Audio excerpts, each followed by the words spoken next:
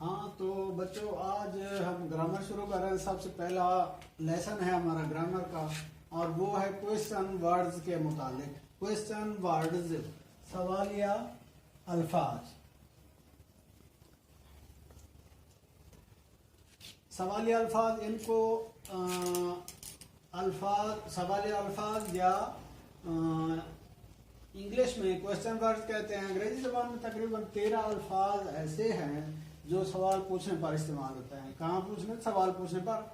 और इनमें से 8 ऐसे हैं जो W से शुरू होते हैं और 5 ऐसे हैं जो H से शुरू होते हैं। तो सबसे पहले 8 दर्जल हैं जो W से शुरू हो रहे हैं। आप उनको देख सकते हैं, मैंने बोर्ड पे लिख दिए हैं आपकी सहूलत के लिए। सबसे पहले है वट, जिसके माने हैं उर्दू में क्या। जिसके माने हैं उर्दू में क्या। और इसके बाद है वेयर, इसके माने उर्दू में है कहाँ। और फिर इसके बाद है व्हेन, इसके उर्दू में है कब। और उसके बाद हमारे पास चौथे नंबर पे है हु, जिसका मतलब होता है कौन। ठीक है जी। और 5वें नंबर पे है हुम, किसको। किसको या किसका, ये किसको या किसका। और फिर विच, कौन सी। विच का मतलब कौन सी या कौन सा। कौन सी या कौन सा, ये बेजान चीजों के लिए इस्तेमाल होता है। विच कौन सी या कौन सा। और हु कौन, ये अक्षर जानदार चीजों के लिए इस्तेमाल होता है। ये बेजान और खास तौर पर जो इंसानों से मुतालिक ना हो, जैसे जानवर वगैरह, उनके लिए इस्तेमाल होता है। तो हु जो है ना, ये इंसानों के लिए कौन या कौन सा के मानों में इस्तेमाल होता है। इसके बाद है जी वाई। वाई का मतलब होता है क्यों। क्यों, वाई का मतलब क्यों। और फिर हु का मतलब होता है किसका। ये मिल्कियत को जाहिर करता है हु। तो ये 8 अल्फाज ऐसे हैं जो W से शुरू होते हैं। वट, जिसके माने है क्या। वेयर, जिसके माने है कहाँ। व्हेन, जिसके माने है कब उर्दू में। और हु, जिसके माने है कौन। 5वें नंबर पे है हुम, WHOM, हुम, कौन सा या किसको या कौन सी। ये सभी मानों में इस्तेमाल होता है। ये मफूल के तौर पर इस्तेमाल होता है हुम अक्सर बेहतर, लेकिन ये फाइल के शुरू में आता है। इस्तेमाल अक्सर मफूल के मानों में होता है। तो विच के माने कौन सा या कौन सी। और वाई के माने क्यों। और हुज किसका किसकी। इसके फौरन बाद कोई ना कोई वर्ड या कोई ना कोई लफ्ज आता है। ये ऐसे अकेले में इस्तेमाल नहीं होता। तो ये 8 थे जो W से शुरू होते हैं। और हमारे पास 6 अल्फाज ऐसे हैं, 5 अल्फाज ऐसे हैं जो H से शुरू होते हैं। तो इनमें सबसे पहले है कि हाउ, कैसे। हाउ का मतलब होता है कैसे, उर्दू में हाउ, इंग्लिश में हाउ, उर्दू में कैसे। और हाउ मच, कितनी मिकदार के लिए इस्तेमाल होता है। हाउ मच, कितनी मिकदार, कितनी या कितना। कितनी या कितना, ये मिकदार के लिए इस्तेमाल होता है। हाउ मैनी, ये भी कितना या कितनी में इस्तेमाल होता है, लेकिन ये तादाद के लिए इस्तेमाल होता है। कितना या कितनी, ये वो चीज जो हम गिन सकते हैं उनके लिए हाउ मैनी इस्तेमाल होता है। और जो हम गिन नहीं सकते, कितना कितनी, उसके लिए हाउ मच इस्तेमाल होता है। जैसे हम रकम को जो है ना, एक लामहदूद है, उसको नहीं गिन सकते। इस तरह सितारों को नहीं गिन सकते। ऐसी बहुत सी चीजें हैं जिनको हम नहीं गिन सकते, उनके लिए हाउ मच। कोई भी मिकदार हो उसके लिए हाउ मच। और हाउ मैनी, उनको जिनको हम गिन सकते हैं, वो इस्तेमाल होता है। तो हाउ लॉन्ग, कितना या कितना, कितनी, कितनी मुद्दत या कितना अरसा, ये उसके लिए इस्तेमाल होता है हाउ लॉन्ग। ठीक है जी। और हाउ ऑफन, कितनी या कितना दफा या मर्तबा। कितनी या कितना दफा या मर्तबा। तो ये हमारे पास 13 हो गए क्वेश्चन वर्ड्स। और इनके अब हम नेक्स्ट स्टेज पे हम इनके इस्तेमालात पढ़ते हैं कि ये कहाँ कहाँ इस्तेमाल होते हैं। आपने देख लिया, सबसे पहले जो 8 थे वो W से शुरू हुए, बट, क्या, वेयर कहाँ, व्हेन कब, हु कौन, हुम कौन सा या किसको, विच कौन सा कौन सी, क्यों वाई, और हुज किस का या किस की। और जो 5 एस से शुरू होते हैं उनमें सबसे पहले हाउ।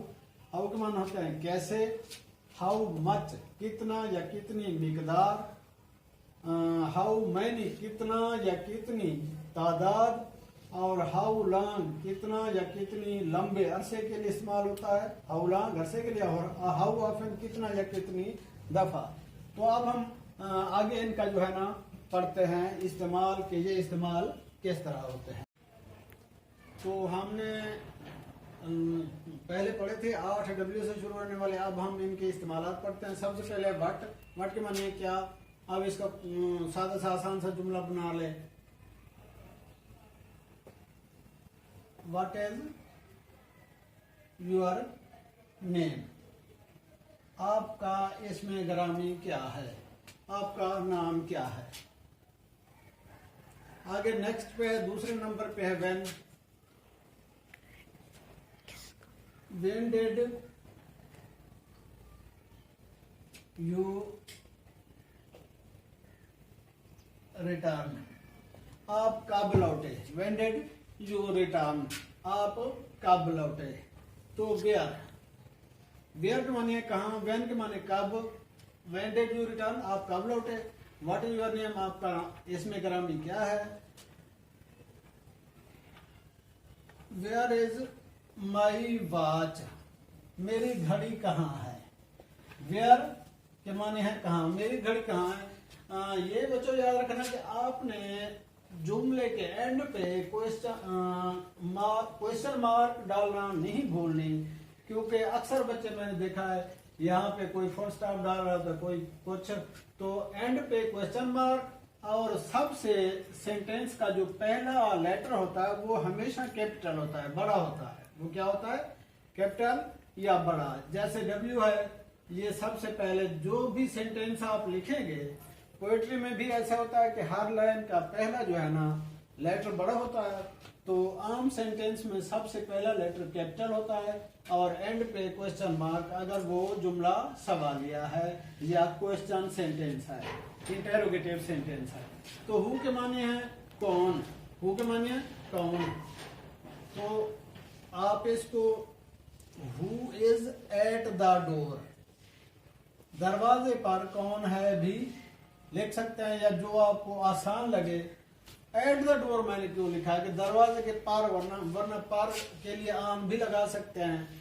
और इसके अलावा हमने ऐट क्यों लगाया है, ऐट इसीलिए लगाया कि ऐट जो पार के माने देता है वो करीब करीब देता है, कि दरवाजे के बंदा बिल्कुल ऊपर नहीं खड़ा होता, उसके साथ ही खड़ा होता है, इसीलिए हमने एट यूज किया। अगर आप इसकी जगह आन इस्तेमाल करेंगे तो इसका मतलब वो दरवाजे के ऊपर खड़ा है, ये नामुमकिन है। इसीलिए जब बंदा किसी चीज के करीब, जिसका हम जिक्र कर रहे हैं, करीब खड़ा हो, तो उसके लिए एट इस्तेमाल होता है। जैसे who is at the table, अब इस तरह तो नहीं कह सकते टेबल के ऊपर कौन है, टेबल के करीब कौन खड़ा है। या who is at the door, दरवाजे के सामने कौन है या दरवाजे पर कौन है। तो हु के माने कौन। तो नेक्स्ट पे है हुज, हुज के माने हैं किस की। इसके साथ कोई ना कोई वर्ड जरूर इस्तेमाल होता है। ये बेसिकली किसी पोजीशन या कब्जे को शो करता है, मिल्कियत को। Whose book is on the table, मेज पर किसकी किताब है। Whose book is on the table, मेज पर किसकी किताब है, या मेज पर किसकी किताब पड़ी है। तो हुम के माने होते हैं किस को, यानी ये एज ए सब्जेक्ट यूज होता है या ऑब्जेक्ट के तौर पर इस्तेमाल होता है। अब मैं कहूं कि हुम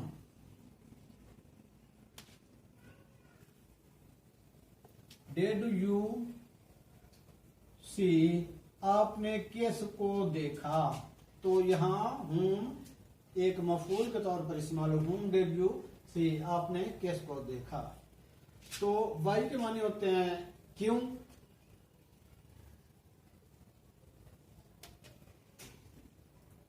Y did he beat you, उसने तुम्हें क्यों मारा। वाई के माने क्यों, उसने तुम्हें क्यों मारा। तो इन विच क्लास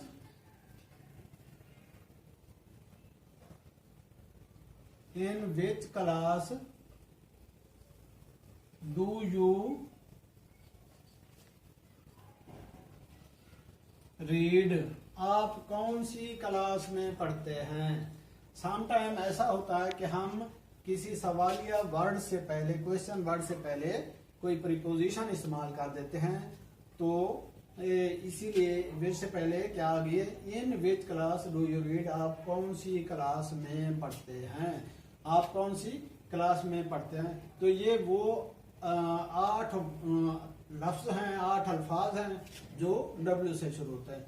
अब हम देखेंगे नेक्स्ट जो 5 अल्फाज हैं जो H से शुरू होते हैं उनका इस्तेमाल। हाँ तो बच्चों अगले हमारे 5 जो है ना अल्फाज हैं वो H से शुरू होते हैं, और ये सबसे पहले हाउ के माने कैसे या कैसा। अब इसको हम इंग्लिश में सेंटेंस में कैसे यूज करेंगे। How do you feel now, अब आप कैसा महसूस करते हो। How do you feel now, अब आप कैसा महसूस करते हो। तो कैसा या कैसे, इसका मतलब क्या हो गया, हाउ के माने हैं कैसा या कैसे। How do you feel now, अब आपको कैसा महसूस होता है। हाउ मच, ये मिकदार के लिए इस्तेमाल होता है। किस चीज के लिए, मिकदार के लिए। किसी भी चीज की मिकदार मालूम करनी हो तो हम हाउ मच यूज करते हैं। जैसे हमारे पास है जी how much amount, how much amount do you have, आपके पास कितनी रकम है।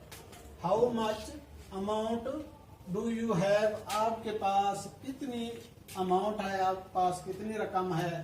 तो रकम को हम गिन नहीं सकते, इसीलिए हमने क्या इस्तेमाल किया है, how much. How much amount, how much money do you have, आपके पास कितनी रकम है, आपके पास कितनी अमाउंट है। तो उसके लिए हम क्या, कितना या कितनी के लिए, जब हम जिस चीज को गिन ना सके उसके लिए how much. How much wheat do you need daily, आपको कितनी गंदम रोजाना चाहिए। How much rice do you like, आप कितनी चावल पसंद करते हैं। तो हाउ मच ऐसी चीजों के लिए इस्तेमाल होता है जिन्हें हम गिन ना सकते, मिकदार के लिए। अब नेक्स्ट पे हाउ मैनी, कितना कितनी, ये तादाद को यह जाहिर करता है। तो हाउ मैनी, इसको हम इस्तेमाल करते हैं how many students, how many students are in hall, hall में कितने तलबा हैं। How many students are in hall, hall में कितने तलबा हैं। तो तालिब इल्मों को हम गिन सकते हैं, इनकी तादाद को गिना जा सकता है। How many books do you have in your school bag, अपने स्कूल के थैले में आपके पास कितनी किताबें हैं, किताबों को हम गिन सकते हैं। How many pencils are on the table, मेज पर कितनी पेंसिल्स हैं, पेंसिलों को गिन सकते हैं। तो जिन तादाद को जिसको हम गिन सके उनके लिए हाउ मैनी, और जिनको गिन ना सके मिकदार हो तो उसके लिए हाउ मच। तो अब एक और हाउ लॉन्ग, ये अरसे के लिए इस्तेमाल होता है, अरसे के लिए। Since how long, since how long are you here, आप यहाँ कब से हैं। Since how long are you here, आप यहाँ कब से हैं। तो हाउ लॉन्ग किसके लिए इस्तेमाल होता है, अरसे के लिए। आप कितनी लंबे अरसे से यहाँ पे हैं। Since how long are you here. तो अब आगे नेक्स्ट पे 5वां जो है हमारे पास वो है हाउ ऑफन, कितनी दफा। हाउ ऑफन, कितनी दफा। हाउ ऑफन, कितनी दफा, यानी ये हमारे पास हाउ ऑफन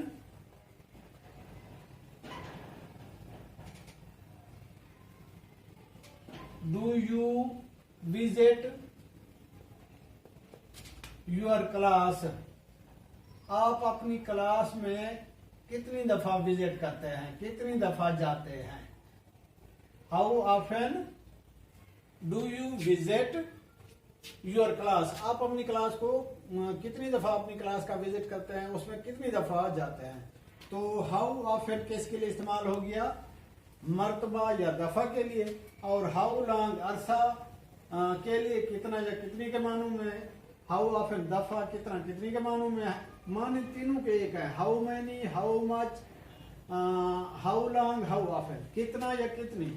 हाउ मच मिकदार के लिए इस्तेमाल होता है, हाउ मैनी तादाद के लिए, और हाउ लॉन्ग अरसे के लिए, हाउ ऑफन दफा या मर्तबा के लिए इस्तेमाल होता है। और अकेला हाउ है जो कैसा या कैसे, यानी किसी हालत को, स्टेट को बयान करने के लिए इस्तेमाल किया जाता है।